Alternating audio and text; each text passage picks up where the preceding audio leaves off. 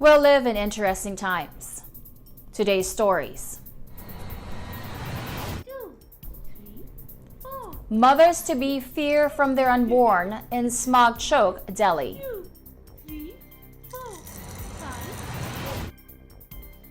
Burundi does not declare malaria epidemic despite millions of cases.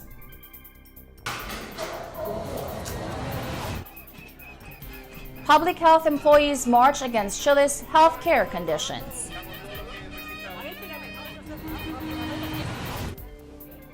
TB experts meet in India to fight the neglected disease.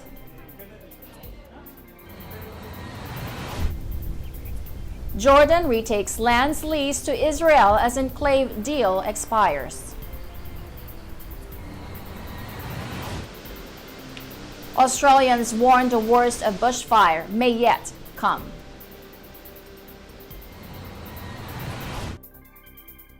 Aid to Humanity reaches out to families in Donna, Texas. Valley. During the event, over one.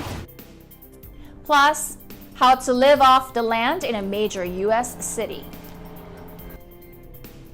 This is Eagle News coming to you from Washington, D.C., bringing you stories from around the globe. I am Rose Papa Angeles.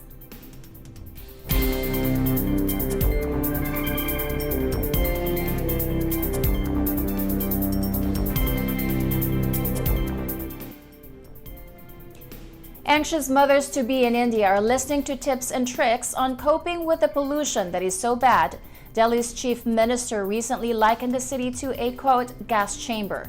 The toxic air is being blamed for soaring miscarriage rates and infant deaths.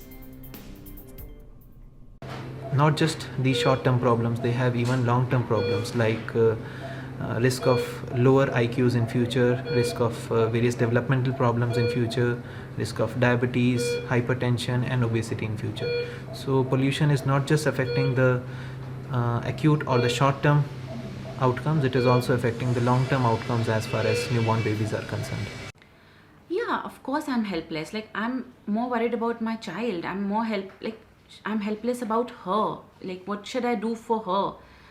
I mean, it's anger, it's frustration, it's everything together. At a recent prenatal class in the Indian capital, expectant mothers share their feelings of helplessness and anger at having to breathe poisonous air day in and out.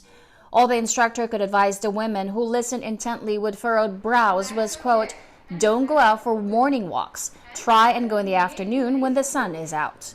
With no respite from the pollution in sight, doctors too have little choice but just to recommend face masks and expensive air purifiers at home, if they can afford them, which many cannot. According to the World Health Organization, India is home to 14 of the world's 15 most polluted cities. Every winter, smoke from farmers' fires combined with industrial and vehicle emissions to turn towns and cities across northern India into smog-blanketed hellholes. According to government research published in June, this toxic cocktail cuts short the lives of 1 million people in India every year. The same report blamed air pollution for killing more than 100,000 under 5s every year. Doctors say kids breathe the noxious air twice as fast as adults because of their smaller lungs, causing respiratory problems and even impairing brain development. UNICEF said this week there is evidence to suggest that adolescents exposed to higher levels of air pollution are more likely to experience mental health problems. Burundi is facing an outbreak of malaria that has claimed many lives since the beginning of the year. According to a report from the UN Office for the Coordination of Humanitarian Affairs, or OCHA, from January 2 to July 21, 2019, a cumulative total of 5,738,661 cases and 1,801 deaths were reported. Burundi has a population of 11.5 million. Parfois, il y a des informations comme on l'a entendu récemment qui sont véhiculées par la Radio France Internationale, comme quoi il y aurait des chiffres plus élevés donc de paludisme. Allah même a évoqué une épidémie que le ministère n'entend pas déclarer. Et là, nous ne saurions pas dire quelles sont les motivations qui les poussent à dire cela. badafungura neza harimo amaserumu bakamuha n'umuti w'amakatizinato bawinjira bamutera umushinga kandi utuma kwa imiti. Public Health Services employees marched to the headquarters of the Pan American Health Organization in Santiago to ask international organizations to speak out against the healthcare conditions in Chile. Bien permanentemente frente a los abusos que tenemos en el sistema de salud y creemos que las organizaciones internacionales deben pronunciarse respecto a eso, deben pronunciarse en cómo hoy día hay salud para ricos y para pobres y también cómo algunos mueren esperando. Por lo menos hay una disposición tanto del Comisionado de Naciones Unidas por Derechos Humanos, de las Naciones Unidas propiamente tal y de la OPS, para empezar a iniciar una serie de agendas de trabajo que vamos a partir mañana como algo muy positivo, ir efectivamente y les vamos a entregar lo que nosotros como funcionarios de la salud y usuarios hemos recogido en los cabildos que se han realizado a lo largo de todo el país como medidas efectivamente para mejorar la atención de salud para que sea igual y de calidad para todos los chilenos. In other news, English actress Claire Fernali says TB is the neglected disease as she visits patients on the sideline of a global lung health conference in India, which accounts for a quarter of the world's TB cases, where two major announcements have been made: a slash in drug prices and then the promising results of a new vaccine tested in adults. I mean, basically TB is the neglected disease, right? It's made the least progress compared to cancer, compared to AIDS. These have high profile, the medical fields, the research, everybody's doing as much as they can. And TB is basically the forgotten silent disease. This vaccine that we've just heard about is so exciting because it's the first time in the world that we have a vaccine that can actually protect adults who are already infected with the Mycobacterium tuberculosis. TB is now the leading infectious disease cause of death around the world. It used to be HIV, but now it's TB. But not only that, but TB is the leading cause of death and morbidity or sickness among those that have HIV. As the prevalence of disease is much more in this country, ma'am, not only the health personnel, we want to involve all the other public people also, so that they get awareness and they can easily identify the cases. Early identification of the cases can lead to the decrease in the scenario of the case. एरेगेडा में 8 days रही मैं, वहाँ पे सब procedure बताए, घर पे जाके क्या करने का है, कब कब मेडिसिन लेना है और कब इंजेक्शन्स लेने का है, टाइमिंग दिए सब, और खाने का सब टाइमिंग दिए। सुबह में अंडा खाओ बोले, दूध 3-4 times या 5 times थोड़ा थोड़ा खाओ बोले मेरे को। फिर मैं घर में आके वही सेम प्रोसीजर करी। French pharmaceutical giant Sanofi slashed the price of a key anti-tuberculosis drug on Thursday, boosting the battle against the world's deadliest disease alongside the U.S. launch of tests for a new treatment. The initiatives came as the United Nations seek to galvanize a campaign against TB, which killed 1.5 million people last year and saw 10 million more infected. Scientists who hailed Sanofi's decision to cut the price of its rifampicin drug by 2/3 said the medical shield offered by such treatments would be crucial to the UN aim of eradicating the disease by 2030. Sanofi, the world's third biggest pharmaceutical maker by turnover, has cut the price of a 3-month course of rifampicin from $45 to $15 for 100 poor nations struggling with the disease. The cheaper price means aid agencies and governments will be able to use the medicine more widely in their treatments. Rifampicin combined with the drug isoniazid helps shield a person who has a TB infection from developing the disease but also from passing it on to others. The announcement was made at a global lung health conference in Hyderabad, India, involving some 3,500 researchers, TB survivors, and activists from more than 80 nations. India accounts for a quarter of the world's TB cases. Up next, Jordan retakes lands leased to Israel as enclave deal expires. Australians warned the worst of bushfire may yet come. Aid to Humanity reaches out to families in Donna, Texas. Plus, how to live off the land in a major U.S. city. Eagle News will return in a moment. Stay with us.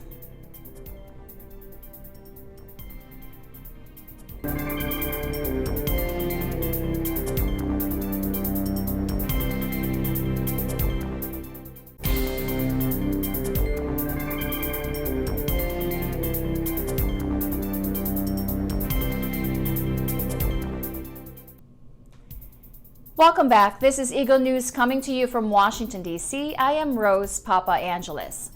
The Jordanian flag is hoisted on land leased for 25 years by Jordan to Israel under the 1994 peace agreement that granted access Israel farmers to the territories of Gumar in the north and Bakura in the south after Jordan's king declared full sovereignty over them. קרה אחרי 25 שנים שבהם המובלעת באי השלום פה הייתה תחת משטר מיוחד והתאפשרה כניסה לאנשי הקיבוצים כאן לאבד את השדות שלהם. מהיום הם בעצם לא יכולים לעשות את זה יותר. זה עצוב, זה מצער אותנו, אבל זאת המציאות. בטווח הרחוק בוודאי שיש תקווה לשיתוף פעולה. צריך גם לומר שמערכת היחסים בינינו לבין השכנים שלנו בממלכת ירדן היא טובה. אנחנו משתפים פעולה בשלל נושאים, אבל פה השטח הזה הפך לאיזשהו סמל עבור הירדנים, ועל סמלים מתייחסים בצורה שונה. אנחנו מאמינים שנמשיך לשתף פעולה ונמשיך למצוא את הדרכים כדי לקיים את יחסי השכנות הטובים שקיימים פה לאורך כל השנים האחרונות. סך הכל בצד השני, האנשים שיושבים מעבר לגדר הם חברים שלנו, הירדנים. גם להם זה עצוב. אנחנו מקווים שמישהו או שני הצדדים יתעשתו ויסדרו את העניינים ונמשיך לעבוד רגיל. Israelis were prevented from entering Jordanian border enclaves on Sunday after a deal allowing farmers to work land there expired 25 years after a landmark peace treaty. Since the two countries signed the deal in 1994, Jordan has allowed Israeli farmers access to the territories of Gumar in the north and Bakura in the south under a renewable 25-year agreement. In October last year, however, Jordan's King Abdullah said his country had notified Israel that it wants them back. Bakura, known in Hebrew as Naharayim, lies on a spit of land where the Jordan and Yarmouk rivers meet. Gumar, deep in the Negev desert south of the Dead Sea, is known in Hebrew as Tzofar. The lands have been privately owned by Israeli entities for decades, but the 1994 deal saw the kingdom retain sovereignty there. Since the heady days of Israel's second peace treaty with an Arab state after Egypt, relations with Amman have been strained. Opinion polls have repeatedly found that the peace treaty with Israel is overwhelmingly opposed by Jordanians, more than half of whom are of Palestinian origin. In 1997, a Jordanian soldier opened fire at a group of Israeli schoolgirls touring the so-called Peace Island of Naharayim, killing 7 and prompting then King Hussein to conduct condolences visits with the families. In 2017, an Israeli embassy security guard in Amman killed 2 Jordanians. 3 years earlier, an Israeli soldier at a border crossing killed a Jordanian judge he deemed a threat.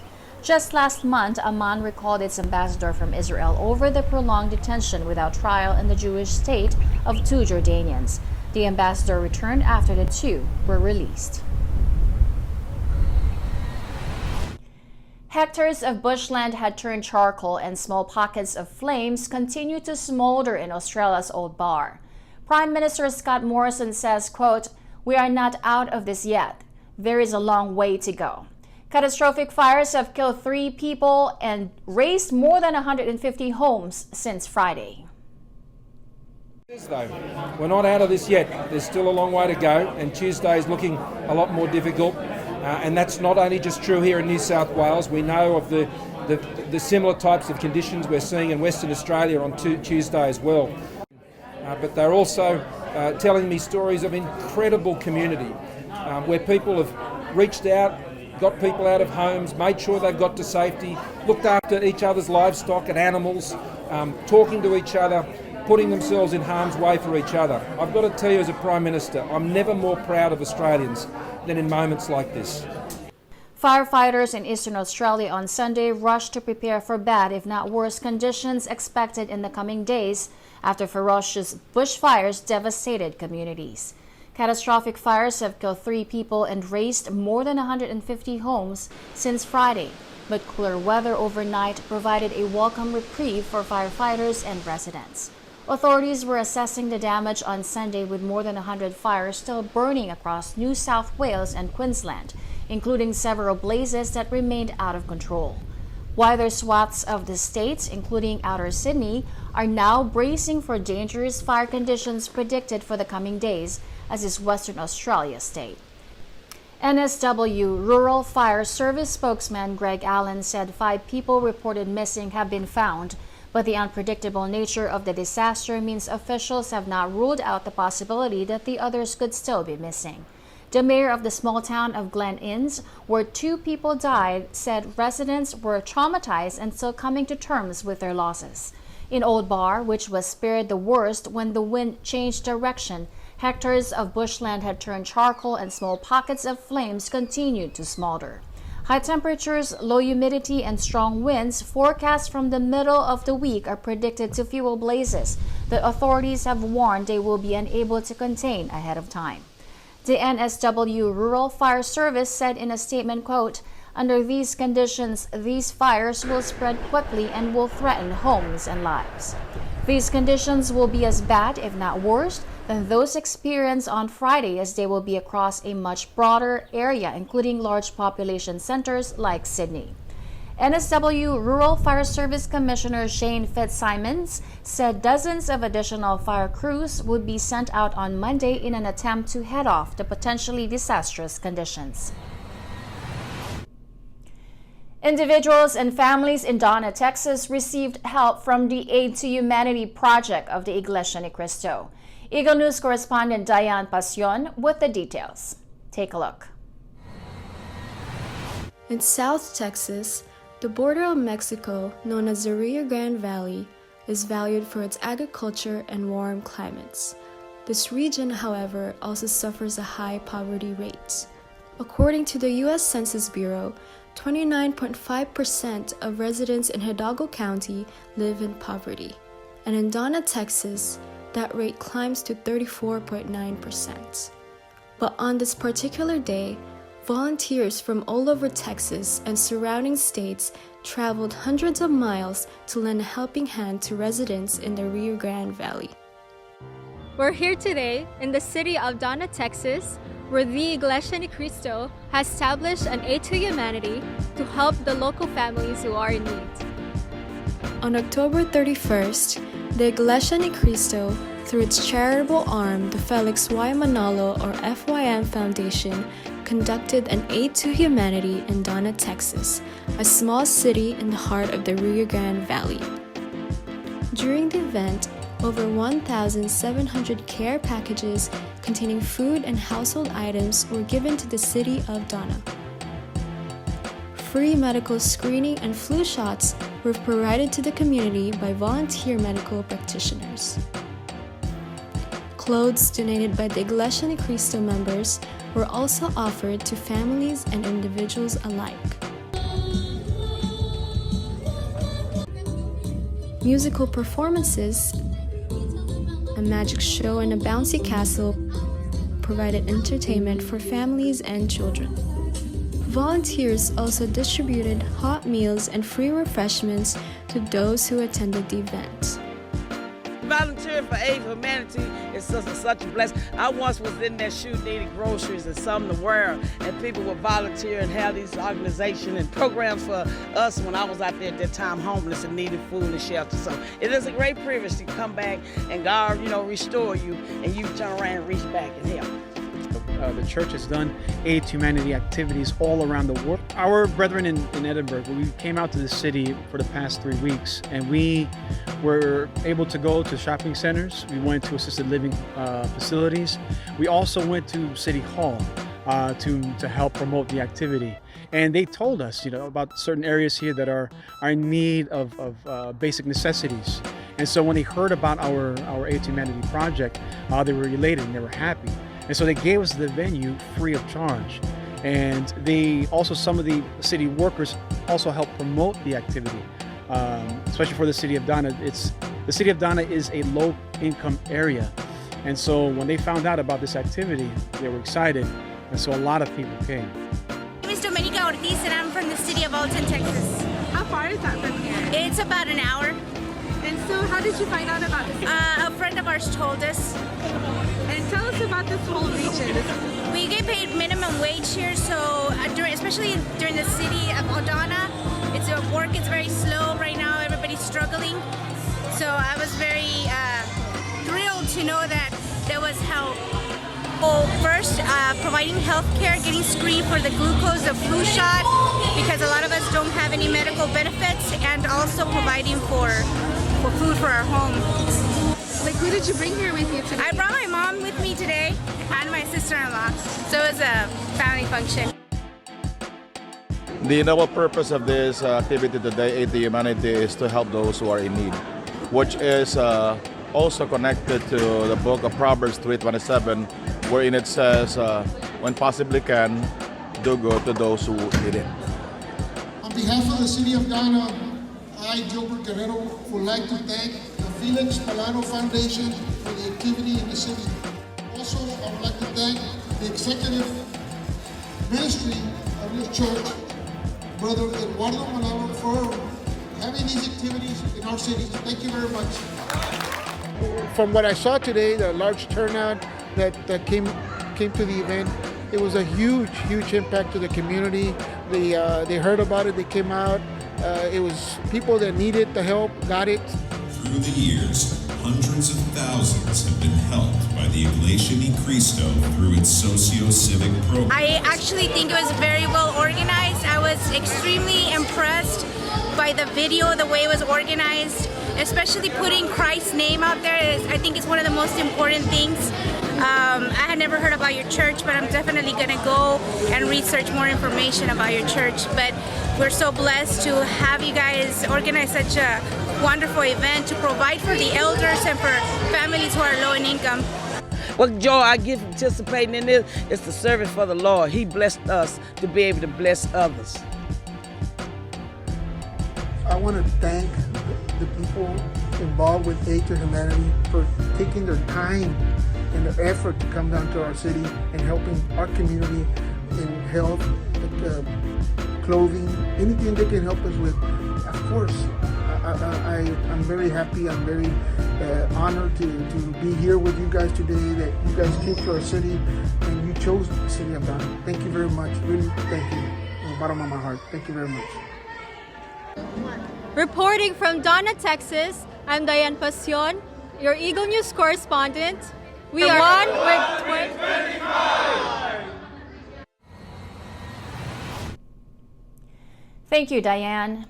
Meanwhile, Rob Greenfield, an American environmentalist with a passion for inspiring people to live more sustainably, is about to conclude a year of strictly resorting to food, medication, and other primary goods that he himself has grown or foraged from nature. He's an urban forager. For the last year, I've been growing and foraging 100% of my food. No grocery stores, no restaurants, no beer at a bar. All of my food has either come from my garden or that I've foraged from nature, which could be going to the ocean to collect my own salt, going fishing, or collecting fruit from trees. So nature has been my garden, it's been my pantry, and it's been my pharmacy. For me, this is about deeply exploring my food and understanding it, and at the same time taking people along on this journey. I want to inspire them to question their food and then to change their diets, to start to grow their own food, to support local farmers, and eat in a way that's better for the earth, our communities, and ourselves.